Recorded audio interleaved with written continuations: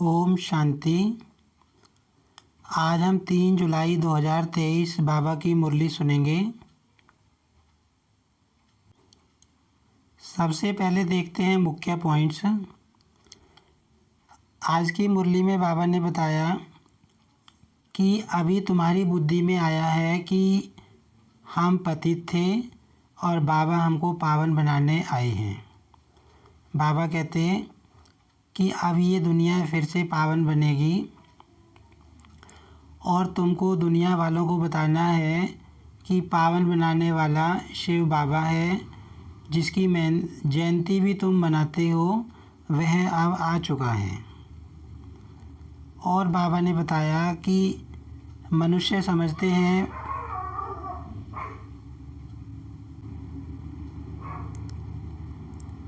कि गंगा में स्नान करने से आत्मा पावन बनती है, मनुष्य पावन बनते हैं। बाबा ने कहा कि गंगा पतित पावनी नहीं है, उनको बताओ कि पतित पावन तो एक निराकार परमात्मा है। और बाबा ने कहा कि बच्चों को इतनी पॉइंट बाबा बताते हैं, मुरली में सुनाते हैं, तो बच्चों को सारी पॉइंट धारण करनी है। ऐसे नहीं कि यहाँ की सुनी यहीं छोड़ जानी है। बाबा ने कहा कि पॉइंट्स धारण करनी है। और बाबा ने कहा कि तुम अभी विश्व के मालिक बनने वाले हो, तुम भगवान के बच्चे बने हो, तो तुम्हें स्थायी नशा रहना चाहिए। तुम्हें खुशी रहनी चाहिए कि हम नई दुनिया के मालिक बनने जा रहे हैं, बाप से वर्षा ले रहे हैं। अब सुनते हैं मुरली विस्तार से। आज की मुरली का सार है, मीठे बच्चे सर्विस की नई नई इन्वेंशन निकालो, सेवा का विस्तार करो। सेवा के क्षेत्र में माताओं को आगे करना ही सफलता का साधन है। बाबा कहते हैं कि नई नई युक्तियाँ निकालनी हैं सेवा की और माताओं को आगे रखना है सेवा में। आज की मुरली में प्रश्न है, किस मैनर्स के साथ बात करो तो अथॉरिटी के बोल तुम सिद्ध कर सकते हो। बाबा ने कहा, जब भी किसी बड़े से बात करते हो तो आप कहकर बात करनी चाहिए, तू कहकर नहीं। यह भी मैनर्स हैं। तुम अपनी अथॉरिटी से बोलो, लेकिन रिस्पेक्ट ज़रूर दो। स्कूल में यह भी मैनर्स सिखलाए जाते हैं। कभी भी अहंकार से बात नहीं करनी चाहिए। ज्ञान के नशे में सदा हर्षित मुख रहो, हर्षित चेहरा भी बहुत सेवा करता है। बाबा कहते हैं, भले तुम अथॉरिटी से बोलो, लेकिन रिस्पेक्ट दे के बोलो। आप करके बात करो, आप करके उनको ज्ञान सुनाओ। अहंकार से कभी भी बोलना नहीं चाहिए। और आज की मुरली में गीत है, आज के इस इंसान को ओम शांति। मीठे मीठे बच्चों को यह तो समझाया गया है कि बहुत पाप आत्माएं बन गई हैं।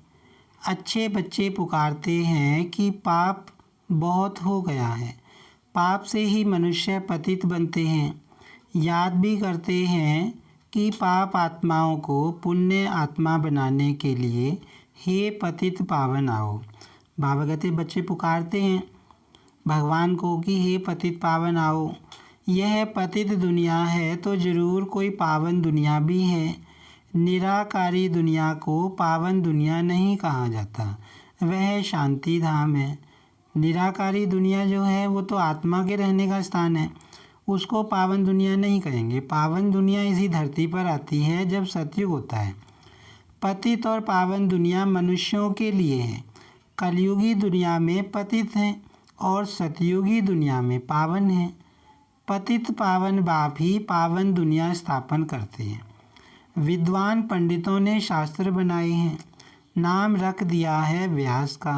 व्याख्यान करने वाले का नाम तो चाहिए ना। मनुष्य तो जानते ही नहीं कि शास्त्र बनाए कब हैं।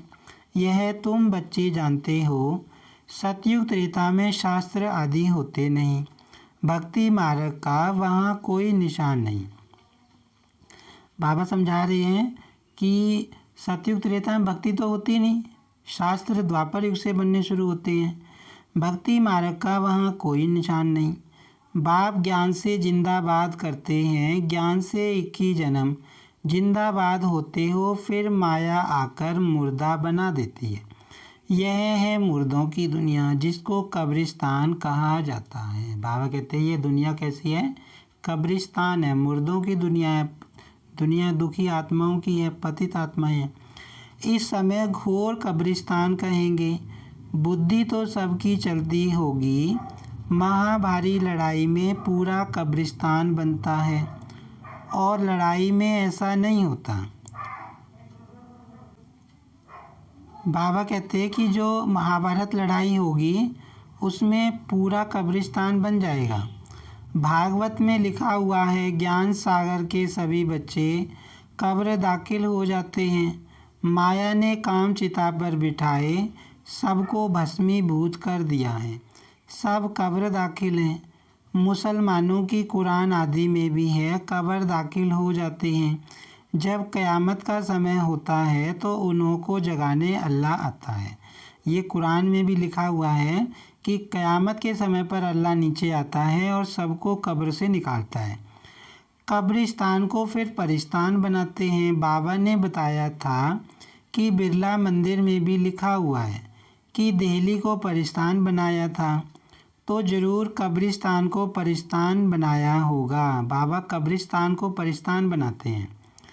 प्रलय तो नहीं होगी परंतु मरते बहुत हैं। सतयुग में होते ही थोड़े मनुष्य हैं, एक ही आदि सनातन देवी देवता धर्म रहता है। वहाँ ऐसी हालत नहीं होगी जिसका यह गीत सुना। स्वर्ग में कोई किसी को दुख नहीं देता। यहाँ कहते हैं ना कैसी हालत हो गई है भगवान तेरी दुनिया की। तो बाबा कहते हैं ऐसी हालत सतयुग में नहीं होगी, वहाँ दुख ही नहीं होता।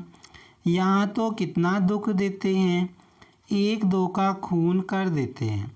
बाबा के पास समाचार तो आते हैं ना, कोई दूसरे की स्त्री पर फिदा होते हैं तो अपनी स्त्री को ख़त्म कर देते हैं, जहर आदि दे देते हैं। यह है ही पतित दुनिया। तब तो गाते हैं हे पतित पावन आओ, परंतु अपने को पतित समझते नहीं। कोई को कहो तुम पतित हो तो बिगड़ पड़े। अभी तुम जानते हो कि हम भी पतित थे, बाप पावन बना रहे हैं। अब यह फिर दुनिया को बताना है कि पतित दुनिया को पावन बनाने वाला शिव बाबा है, जिसकी जयंती भी तुम मनाते हो वह आ गया है। बाबा कहते हैं अब तुमको ये बताना है दुनिया वालों को कि पतित सृष्टि को पावन बनाने वाला निराकार है और वो आ चुका है, जिसकी जयंती तुम मनाते हो। शिवरात्रि जो मनाते हैं शिव जयंती। असल में कायदा था, कोई नई इन्वेंशन निकलती थी तो राजा को बतलाते थे, वह हाथ में उठाते थे। अभी राजा तो है नहीं, पुराने ज़माने की बात है। जब राजे महाराजे होते थे तो जब कोई भी नई खोज कोई वैज्ञानिक करते थे या कहीं भी नई खोज होती थी पहले राजा के हाथ में दी जाती थी। तो बाबा कहते हैं अभी तो राजा है नहीं, यह इन्वेंशन सबको बतलानी है। इन्वेंशन कौन सी? परमात्मा आया हुआ है। आपस में मिलकर रेजुलेशन पास कर हज़ारों की सही लेकर गवर्नमेंट को सूचना देनी चाहिए। बाबा कहते साइन कराकर सिग्नेचर कराकर बहुतों के गवर्नमेंट को बताना चाहिए। इन्वेंशन का फैलाव करने के लिए हाईएस्ट अथॉरिटी को बताया जाता है, फिर वह प्रबंध करती है। तो तुमको भी ऐसा करना चाहिए। जिसका जन्मदिन आए उनके लिए समझाओ। जिस दिन जिसका उत्सव हो उसी दिन उस पर समझाएंगे तो सब समझेंगे। बात तो बरोबर ठीक लगती है। आज से 5000 वर्ष पहले बाप आया था। भारत जो ऊंचते ऊंच था, सोने की चिड़िया था, वह बिल्कुल कौड़ी तुल्य बन गया है। जो सोने की चिड़िया थी भारत, स्वर्ग था, सुख धाम था, वो बाबा कहते कौड़ी जैसा बन गया। उनको फिर परमपिता परमात्मा हीरे तुल्य बनाते हैं।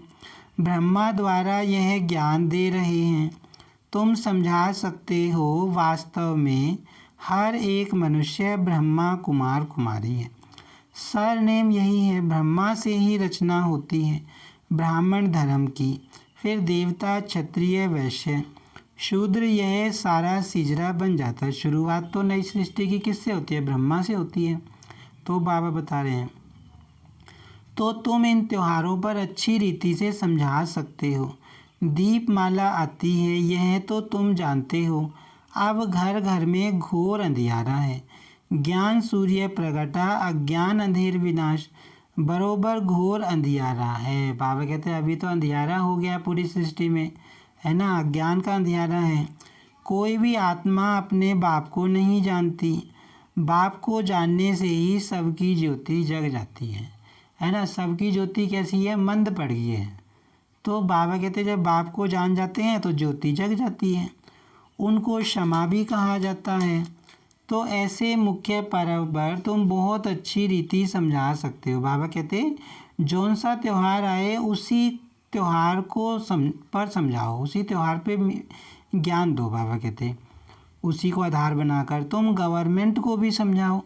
तुम्हें अभी खास आगे बढ़ना है, माताओं को आगे करना है। इसमें पुरुषों को लज्जा नहीं आनी चाहिए, माताओं बहनों को आगे करना है। तो बाप समझाते हैं कि कैसे तुमको जगाना चाहिए।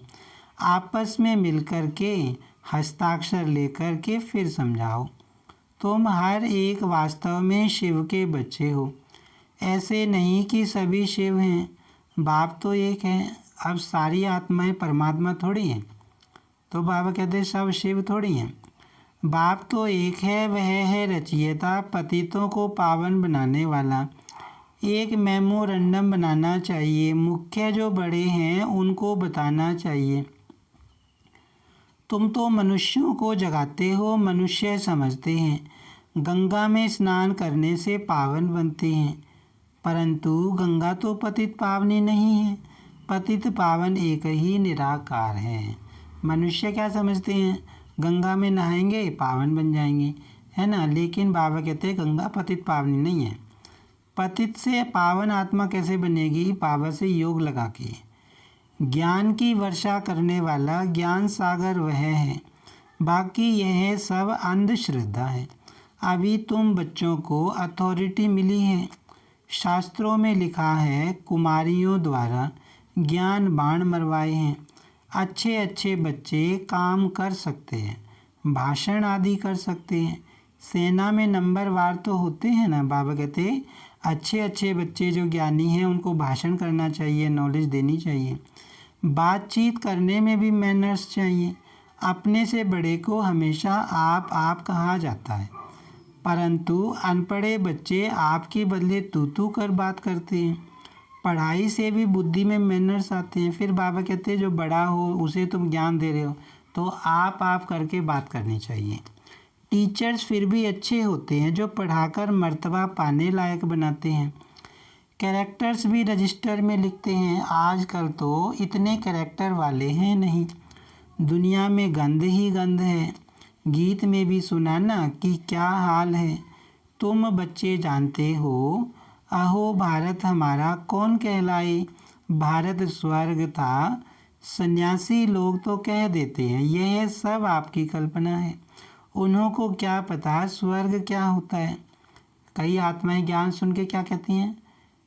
स्वर्ग की बातें सुन के, परम धाम की और ये सारी बातें सुन के कि ये सब इन्होंने कल्पना से सोच के बनाया है। लेकिन उनको क्या पता अभी परमात्मा ने स्वयं ये ज्ञान दिया है। हाँ, कोई निकलेंगे जो देखकर बड़े खुश होंगे। यह चित्र बड़ी अच्छी चीज़ है। फिर कुछ आत्माएं निकलेंगी, बाबा कहते हैं, जो बाबा का ज्ञान सुन के बहुत खुश होंगी और बाबा की बच्ची बन जाएंगे। पांडवों के बड़े बड़े बुत बनाते हैं। इतने बड़े कोई थे थोड़े ही। रावण को कितना बड़ा 100 फुट का लंबा बनाते हैं। दिन प्रतिदिन लंबा बनाते जाते हैं। रावण की आयु बड़ी हो गई है, 2500 वर्ष आकर हुए हैं, है ना। बाबा कहते हैं रावण दिन प्रतिदिन क्या हो रहा है?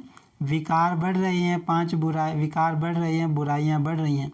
इसीलिए वो क्या करते हैं, हर साल रावण की ऊंचाई बड़ी कर देते हैं, है ना। अखबार में खबर छपती है कि फलानी जगह पिछली साल से भी ऊंचा रावण जलाया दशहरे पर। तो बाबा कहते हैं रावण बहुत उम्र का हो गया, 2500 साल का हो गया है। तो तुम दशहरे के दिन पर भी अच्छी रीति समझा सकते हो। बाबा कहते हैं दशहरे के दिन पे समझाओ आत्माओं को ज्ञान। यह रावण की राजधानी है, इसको डेविल वर्ल्ड कहा जाता है। अखबार में भी कोई ने डाला था यह राक्षसी दुनिया है। अगर कोई बोले तुम आसुरी राज्य क्यों कहते हो, बोलो फलाने ने अखबार में भी रावण राज्य कहा है। बाप भी जब आए थे तो कहा था यह आसुरी दुनिया है, दैवी राज्य तो सतयुग में होता है। ऐसे ऐसे मिलकर राय निकालनी चाहिए। बाबा कहते कोई तुमसे बहस करने लग जाए कि तुम इस दुनिया को आसुरी दुनिया क्यों कहते हो, बाबा कहते हैं ना ज्ञान में कि ये आसुरी दुनिया है, तो बाबा कहते ऐसे ऐसे प्यार से समझाओ उनको। एम ऑब्जेक्ट क्लियर है, बाहर बोर्ड पर भी एम ऑब्जेक्ट लिखी है। कोई भी स्कूल में अंधश्रद्धा की बात नहीं होती। सत्संग जो भी हैं वहाँ वेद आदि सब अंधश्रद्धा से सुनते हैं, अर्थ कुछ भी नहीं निकलता। अब बाप कहते हैं हे भारतवासियों, तुम बड़े बड़े वेद उपनिषद आदि कब से पढ़ते आए हो? सतयुग से तो नहीं कहेंगे हैं। भक्ति मार्ग में वेद पढ़े, उपनिषद पढ़े, शास्त्र पढ़े, कब से पढ़े? सतयुग से तो नहीं पढ़े। बाबा कहते वो पढ़े द्वापर से। वहाँ यह भक्ति मार्ग का अंश नहीं, इनको भक्ति कल्ट कहा जाता है। आधा कल्प ब्रह्मा की रात भक्ति मार्ग शुरू होता है। भगवान जरूर आता है तब तो शिव जयंती मनाई जाती है, नहीं तो वह निराकार कैसे आया? जरूर शरीर का आधार लिया होगा। तुम जानते हो बाप ब्रह्मा के तन का ही आधार लेते हैं, उनको आना ही भारत में है।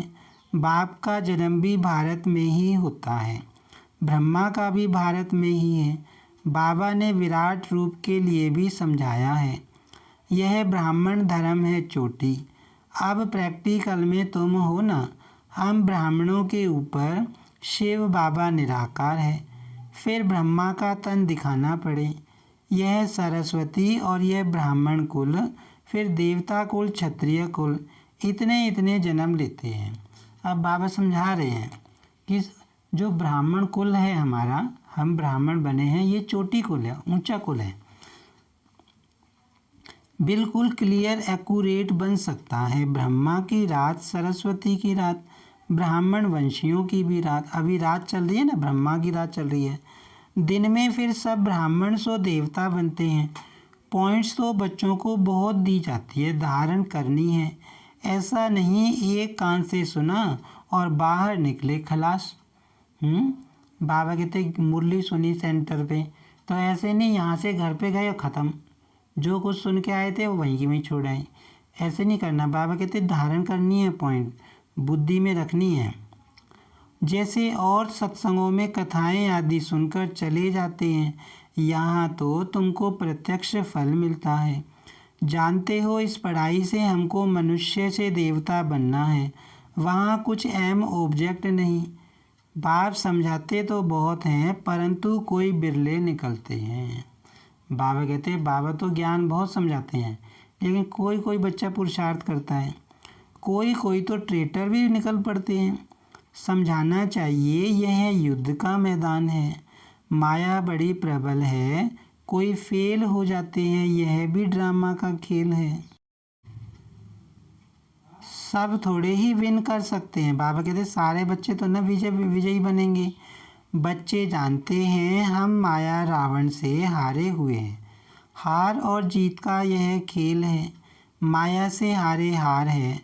तुम जानते हो हम बाबा से विश्व का मालिक बनते हैं।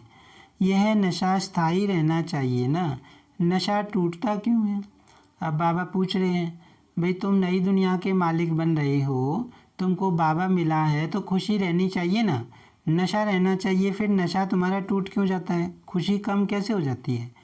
विश्व के रचता बाप से पढ़ रहे हैं, नर से नारायण, नारी से लक्ष्मी बन रहे हैं।